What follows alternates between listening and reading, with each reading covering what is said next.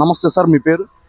పేరు Israel sir, అది ప్రస్తుత ఆంధ్రప్రదేశ్ పరిస్థితుల్లో ఏ పార్టీ వస్తే ఆంధ్రప్రదేశ్కి మంచి జరిగిద్దని మీ ఆలోచన?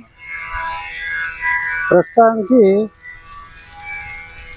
పేదల యొక్క దృష్టిలో పెట్టుకుని పరిపాలన విధాయకం చూడాలంటే జగన్ పరిపాలన అనేది వాళ్ళు ఏకీభవిస్తారు. మరి ఒక కోణంలో ఆలోచించాలంటే ఉద్యోగులు ఇస్తలేమని విద్యను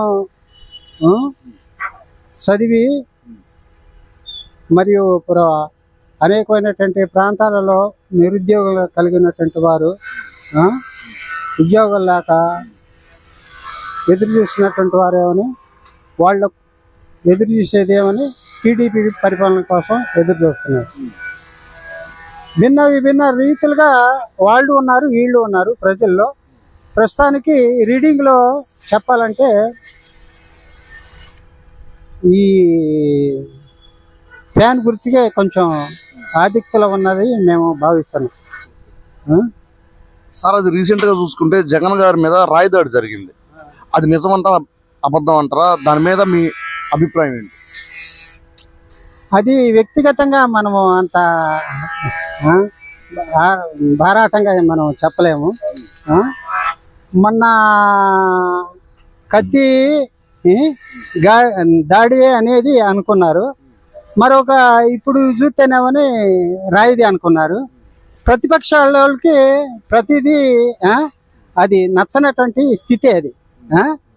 కానీ అది నిజమో అబద్ధం అనేది అది భగవంతుడికి తెలవాలి. నాకు మాత్రం అంత సుదీర్ఘంగానే తెలియదు. అది ఆంధ్రప్రదేశ్లో మళ్ళీ జగన్ వస్తే బాగుంటుంది. జగన్ వచ్చిందని అంటే కొంచెం ముసలాముత్క నిరుపేదల వాళ్ళు కొంచెం ఇదిగా ఉంటారని భావిస్తున్నాను. అది బాబాయ్, మద్యపాన నిషేధం చేస్తా అని జగన్మోహన్ రెడ్డి గారి ప్రభుత్వంలో అది అవ్వలేదు, ఇంకా పెరిగింది కూడా. దాని మీద మీది ఏమన్నా ఒపీనియన్?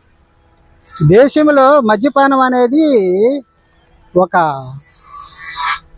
ప్రజలకైతేనేమని గవర్నమెంట్కి అయితేనేమని ముందు ఇన్కమ్ అదే. ఆ ఇన్కమ్ అనేది చంద్రబాబు నాయుడు అయినా జగన్ అయినా సరే ఎవరు దాన్ని చేయలేరు కూడా. చేయలేరు. కానీ అది ఎలక్షన్ల మూమెంట్లో చేసేటువంటి వాగ్దానము అతూతు మాత్రంగానే ఉంటుంది, కానీ ఎవరు చేయటానికి దాన్ని నిర్మూలించడానికి సాధ్యపడదు. అది థ్యాంక్ యూ.